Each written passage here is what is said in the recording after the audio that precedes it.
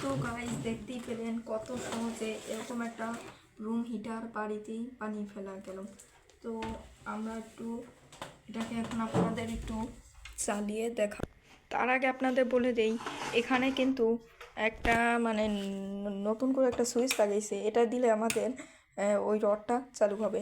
তো এখন আপনাদের এটাকে চালিয়ে দেখাই।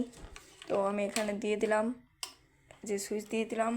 এবার আমাদের এই রুম হিটার যে পিছনের যে সুইচটা আছে, এই সুইচটাকে যখন আমরা প্রেস করব, দেখুন লাইট জ্বলছে আর আমাদের ফ্যানগুলো কিন্তু চলা শুরু হয়ে গেছে।